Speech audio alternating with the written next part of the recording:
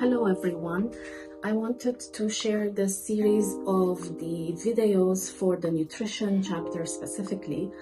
We are piloting for this, specific for this topic, to see how would work this video making and sharing this personal videos with you. Before going into that chapter, I wanted to share something that perhaps I've mentioned in the beginning of the semester, is having like a specific tote bag for you as a healthcare professional, as a nurse, of items that you should, readily have as a starting junior nurse. Okay, so get any kind of tote bag. You could choose, personalize it as you want. It just happened that I have this color with me.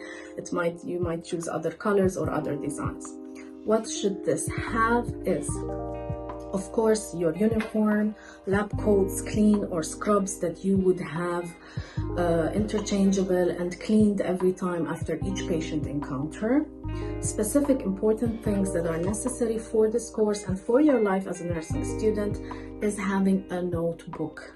Remember, writing in a notebook rather than using mostly technological enhanced devices helps you process thinking and works better for your memory function. So do that.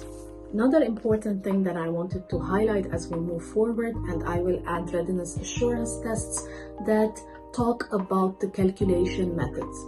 This booklet, if you have not made copies of it, I will post it on Moodle. Like, you can print it or laminate one for your necessary use. Now, this pen, you could do 2-in-1 if you're a nursing student and you're also taking Nursing 202, to have pen light with your pen, a scissor. This is optional, but for me, this has been with me from the day that I started as a nursing student, and I have kept it. It has this edge that it's like easy to use for bandages, and it does not hurt the skin, to cut any plasters, non-allergics, bandages that is hard to remove by hand. So I keep this with me all the time. A stethoscope with a manual sphygmomanometer. Yes, we are going back to the days that we don't have every time a datascope. And you might also see this in most community settings in villages where they do not have access, or rural areas, to datascopes and so forth. So this is a skill that you need to master, and it will be evaluated upon. So what I would advise is get one, a simple one. It does not have to be the expensive one with the bell and the diaphragm. But of course, the more expensive it gets, the better it gets for you to assess audio for the murmurs and so forth. But at this stage, I'm not asking you to do this specifically in this course. The manual sphygmomanometer, of course, without this cord, it comes in a different package. It's better to have one to practice on it if you do not have access to the sim lab and you're not able to come here. So this is an important skill that you need to keep continuing to assess. All right. So these are basically the things. We will move forward with the second part as we go over the equipments necessary for the first part. I will do the medication administration through feeding and feeding through NG tubes. Okay, where should your preparation start before doing any kind of intervention on a patient or any person or a client in whatever setting they are? It starts with hand hygiene. And as you remember, we focused on this a lot as per hand washing and hand gel use. So for any encounter, even if your hands are clean, start always with the hand hygiene, hand washing. Check that in the slides again as a review, how you should do the process and how long it should last. We will move now to the equipment's preparation for the application of a feeding through NG tube. After verifying what type of feeding this patient's gonna take through the prescription orders as per his condition or her condition, we come directly to the feeding pump. And let's say our prescription order is reading 1000 ml over 24 hours continuous feed. We click this part, you see these lines in the middle, to open it. This tubing comes in this manner. So the rubber part, the circular part attaches here, and you just stretch it through so it goes into the socket. Be careful here not to have things outside and kinked. You close it. Start stop button is basically here. We have next to it volume. You manipulate with the negative and positive numbers to go down and up. We have bolus, milliliter, intermittent per hour, or milliliter per hour. Any information, extra information if you need. And if you want to clear and make it back to 0, you can clear it through this button here. Now let's go to the volume. I want to add 1000 ml. So I've just placed 15 cc's according to the tubing, accounting for the tubing attaching to the patient. 15 to 20, that would be fine. If I'm taking 1000 ml over 24 hours continuous, what should be my rate? If you calculate it, it's 41.6. I can round it to 42. The 0.4, I will account it over 24 hours. And if there are indications for the patient not to be overloaded with any even minimal amounts of fluid, I have to be aware of it so that I don't overload the patient in any way. But for a regular patient, this is fine. 0.4 cc's. It could account in the tubing. After this feeding is over, you wouldn't flush extra, of course. 42 ml per hour. I would go start again, and this starts providing the feeding to the patient. Stop if there's any issue. I want to stop it. Let's say I want to give medications. I need to do bolus flush. I want to check every 4 to 6 hours if there is any residue and the patient is tolerating it well. So I could stop it and do those activities to check on my patient. Before even starting any kind of intervention on a patient, we have to be ready with our equipments and have everything ready for the procedure itself. Of course, as I come into the room, I do the explanation of who I am and what I will be doing, and I would ask the patient to verify their identification as double identifiers, triple name and date of birth. If they happen to have a case number, of course, I would verify that too. Now let's move on to the station of medication administration through an NG tube. Of course, the positioning of the patient while giving an medication or any feeding tube types or whatever procedure requiring feeding, of course he will be elevated to semi-Fowler's position to have the feeding to minimize any risk of aspiration. Now for the equipments, what do we need? Gloves, hand gel if we have touched anywhere else after hand washing, and before actually starting the procedure we use that too again. What are we seeing here? Purified water, sterile water for irrigation in between medications, or if we attempt to give the nutrition itself, the feeding itself. Another important item is we call this the spigot. Now I want to show you where this actually can be used. Initially, if we don't have the feeding tube attached, we would insert the spigot here to keep it closed, all right, and not having the regurg of residues going upwards. So it's important to have this here. Any feeding you are giving or medications, we use this small blue pad. We usually call this blue pad. These are chargeable on the patients. Sometimes if we want to minimize the charge on the patient, you could use any other washcloth. Of course, the medication, excuse me, not the medication, the feeding type, it could be as prescribed through the prescription on the medical chart. We check what it is specifically, if it's the right feeding type for the person prescribed, for the patient prescribed. Another important thing is I'm checking the expiry date.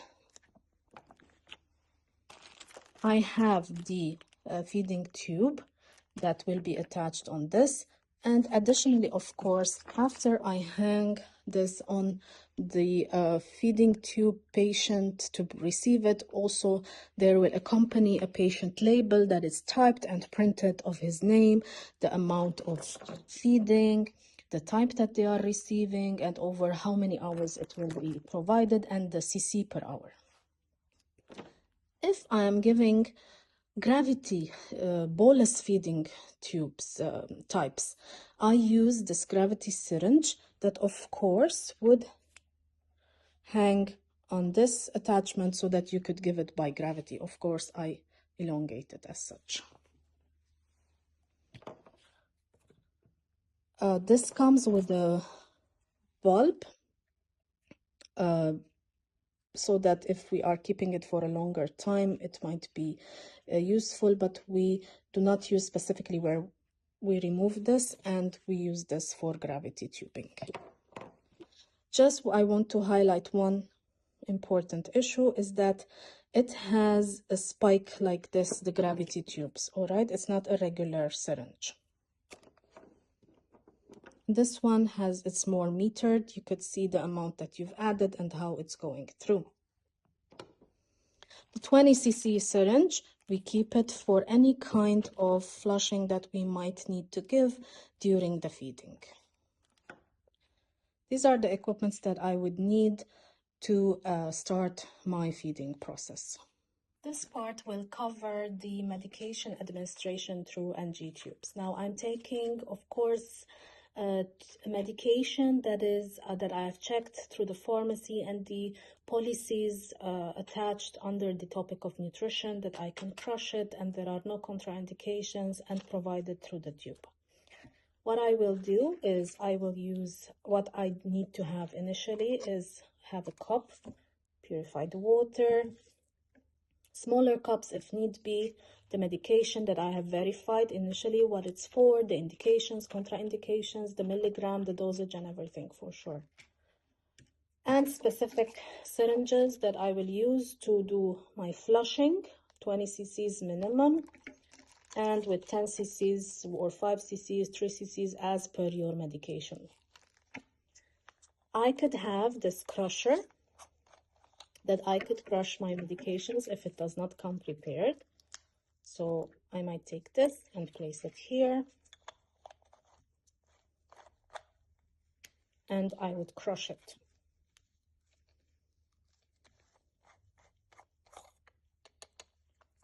Make sure that the crushing's done is accurate and well crushed so that you don't have large particles that would not be dissolved well in your solvent.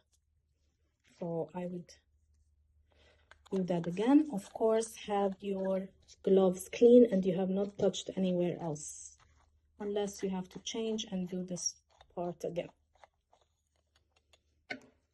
We have a cup.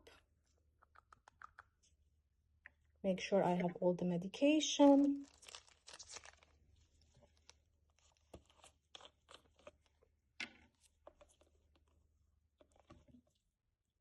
I decide what kind of dilution I want to use, and of course checking the guidelines if there's any specification for any other type of fluid that needs to be used other than water, but usually it's water. I go on dissolving, making sure that it's well dissolved. I know what this tablet milligram, how much it was, and let's say 50 milligram, and what 7 cc's I used from this water to dissolve in it. I make sure it's very well dissolved, and I aspirate. Okay. Of course, if there are particles left, I don't leave them behind. I have to make sure this is completely dissolved, and I take the whole measure. This one, Directly, I'm gonna insert it next to the patient. I also take a flush, 20 cc's, to do the flushing for my tube.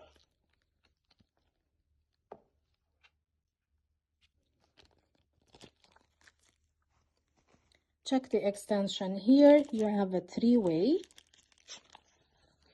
I will not use that syringe to keep it clean. This is running from the tubing to the feeding that we had, that we should stop, of course, and going to the patient.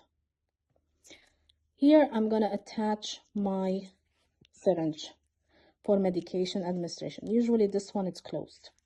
So I open it and I will do the flushing first.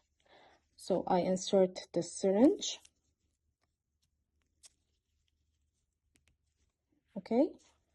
How should this 3-way work? I should close it to any port that's coming from the hanged feeding tube or any other bag.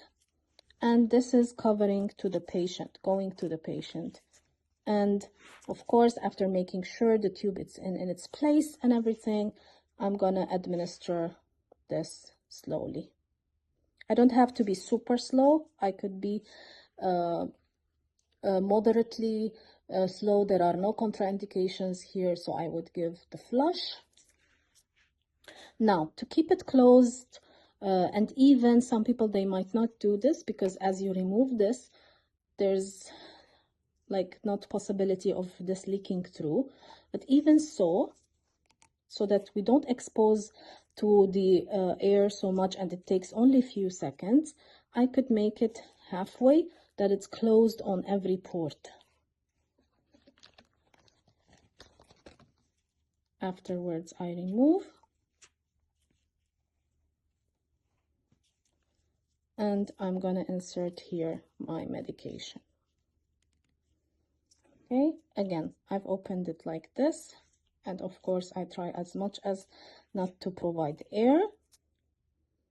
And this is, see the location that's been given. It's closed, it's not going backward.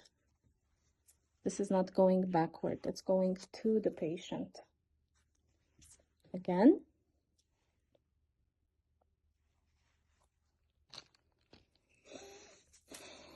I bring my flush.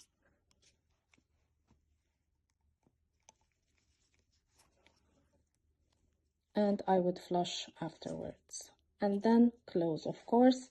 If I could start the feeding directly, there's no contraindication, I can start. If there's a contraindication, I keep it closed for half an hour or 1 hour, whatever is the indication for the medication.